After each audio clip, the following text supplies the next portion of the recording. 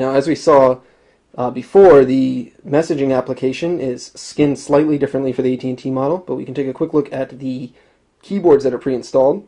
So as we saw on the Sprint model and on the European or global version of the Galaxy S2, you've got a Samsung keyboard here, but you can also choose between the standard Android keyboard, which you can see is a little bit smaller, but that's a standard Android Gingerbread keyboard there, or you can also choose to use the swipe keyboard.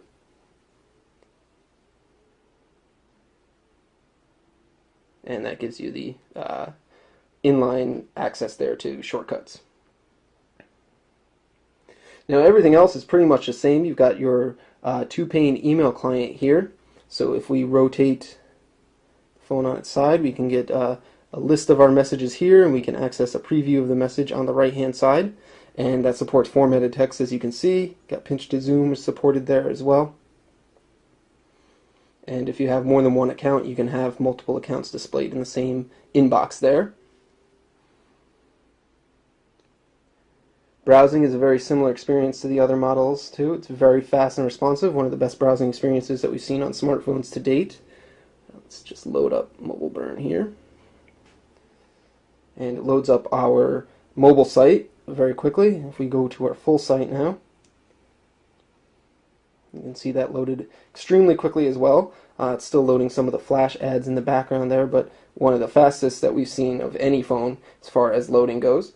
You still can do the cool tricks with two fingers on the screen. Tilting will zoom in and zoom out, which is pretty cool. You can, of course, pinch to zoom too. There we go. And double tap to zoom for formatting it. And, of course, it works in landscape too. And you can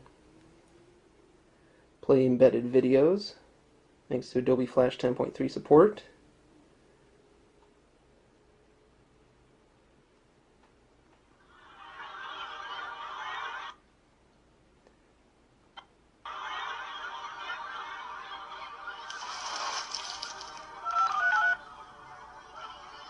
Hey guys, this is Dan Seaver from There you go. Now the AT&T model, of course, has the support for the multiple windows, like we saw on the other versions.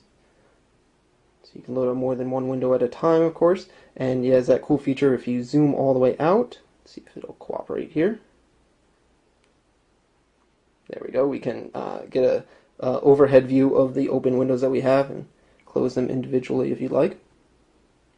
Now, as far as cameras and optics go, you've got the same 2-megapixel front-facing camera as the Epic 4G Touch, as well as the same 8-megapixel autofocus rear camera with the LED flash there, and it records 1080p video. The camera interface is very similar as well. Here we go. You've got your shooting button here. You can switch between video and still recording there. If you hit the cog wheel here, you can add some shortcuts to your shooting pane, so you can change things that you might change fairly often. You can access those quickly and easily, so you can change your autofocus mode. Let's also just change our shooting mode quickly and easily. And now you can access those shortcuts very easily without having to dive into menus. Of course, you've got tap to focus, which doesn't seem to want to focus here, so let's try our macro focus, see if that works any better. There we go. And you can, of course, snap a picture with the shutter key on screen. If you hold the shutter key halfway, or hold it down before taking the picture, it will attempt to focus the lens.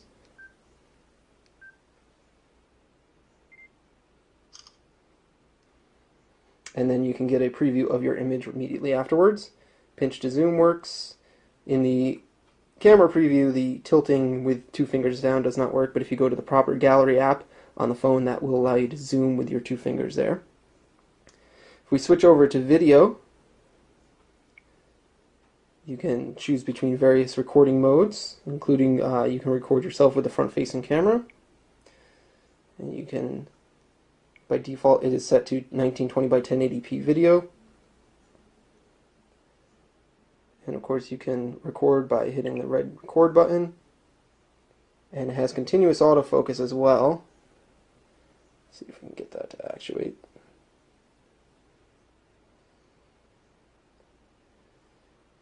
And then you can tap the red record button to stop and review your video there.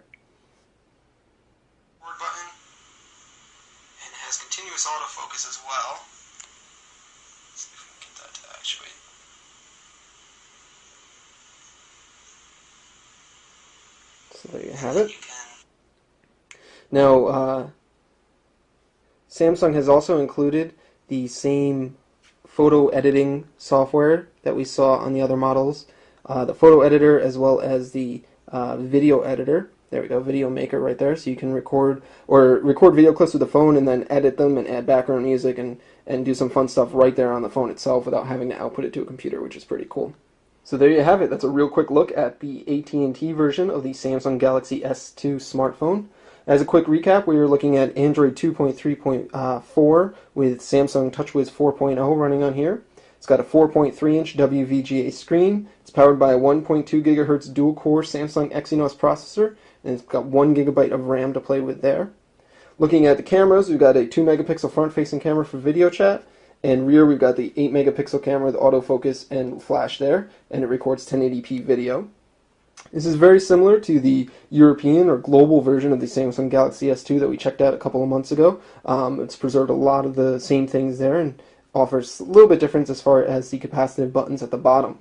It's still very, very slim, very lightweight, and very, very fast, as you can see. Really one of the best performing smartphones that we've used all year. Certainly one of the best Android phones on the market that we've seen all year as far as the Galaxy S2 line is concerned.